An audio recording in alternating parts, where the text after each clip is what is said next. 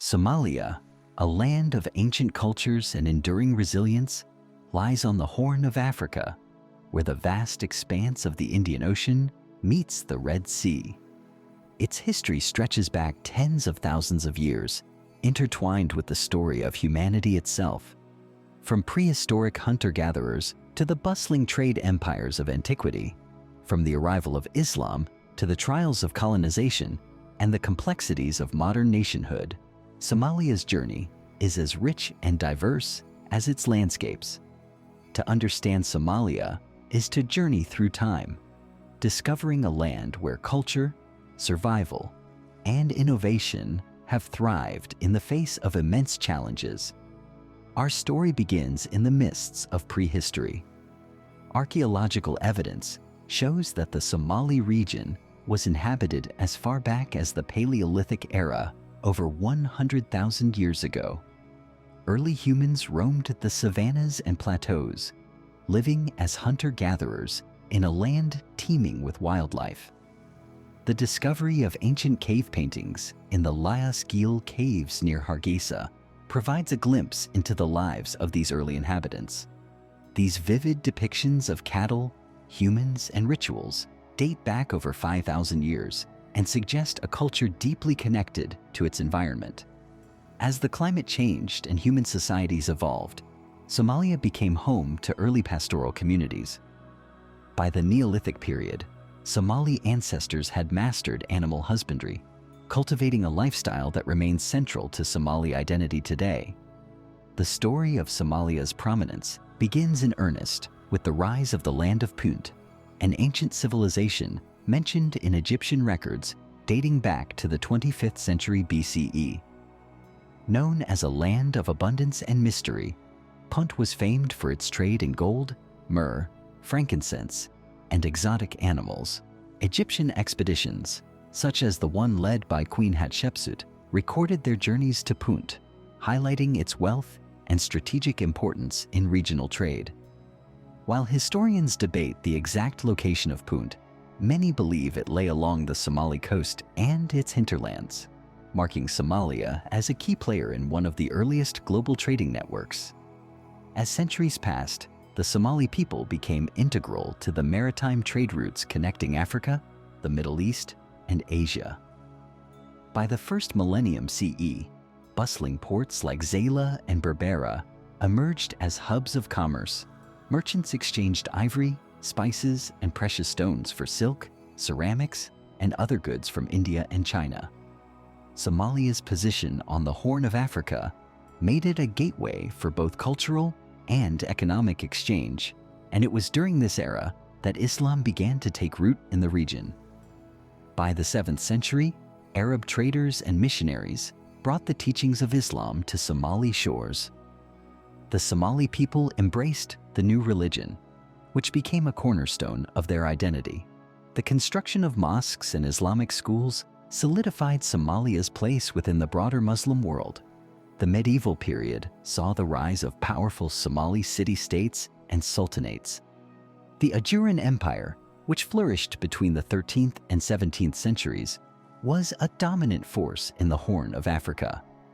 The Ajuran rulers established a sophisticated administrative system, built impressive fortifications, and promoted agriculture through an extensive network of wells and irrigation systems.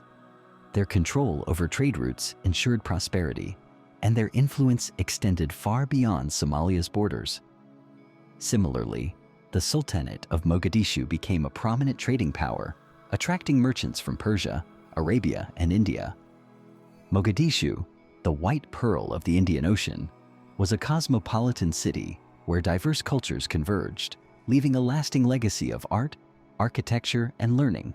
However, Somalia's fortunes changed with the arrival of European colonial powers in the late 19th century. The scramble for Africa saw Somalia divided among Britain, Italy, and France, while Ethiopia claimed the Ogaden region. This partitioning disrupted traditional Somali governance and sowed the seeds of future conflicts. The British controlled the northwestern region, known as British Somaliland, while Italy took southern Somalia, including Mogadishu. France claimed Djibouti, a small but strategically significant area. The colonial period brought new infrastructure and economic development, but also exploitation and resistance. Somali leaders like Syed Mohammed Abdullah Hassan, the Mad Mullah, led fierce campaigns against colonial rule, earning him a place as a national hero. After decades of struggle, Somalia achieved independence in 1960, as British Somaliland and Italian Somaliland united to form the Somali Republic. This was a moment of great hope, as the new nation sought to forge a path of unity and progress. However, the challenges of building a modern state soon became apparent. Clan divisions, economic disparities, and political instability plagued the young republic. In 1969, a military coup led by General Mohammed Siad Barre ushered in a new era. Barre's government pursued a socialist agenda, promoting literacy and infrastructure development.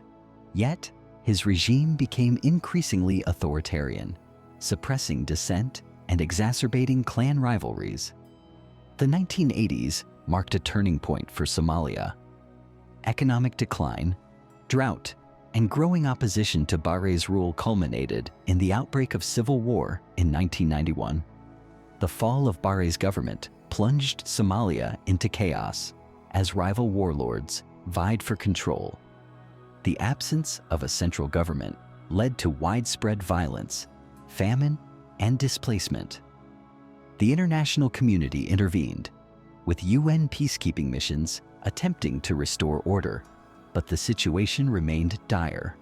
The 1993 Battle of Mogadishu, depicted in the film Black Hawk Down, underscored the challenges of foreign intervention in Somalia's complex conflict.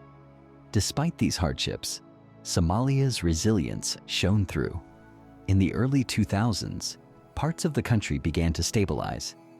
The northern region of Somaliland declared independence in 1991 and established a functioning government, though it remains unrecognized internationally. Puntland, another autonomous region, also achieved relative stability. Meanwhile, in southern Somalia, efforts to rebuild a central government gained momentum. The formation of the federal government of Somalia in 2012 marked a significant step toward national recovery, though challenges persisted. Today, Somalia faces a delicate balance between hope and hardship. The country has made strides in rebuilding its institutions, fostering economic growth, and combating extremist groups like Al-Shabaab. Its diaspora, one of the largest in the world, plays a vital role in supporting development through remittances and investments. At the same time, Somalia grapples with ongoing security issues, climate change, and humanitarian crises. Yet, the Somali people's resilience, creativity, and entrepreneurial spirit offer a beacon of hope for the future. From its ancient roots as a land of trade and culture to its modern struggles and aspirations, Somalia's story is one of endurance and renewal, a testament to the strength of its people and the richness of its heritage.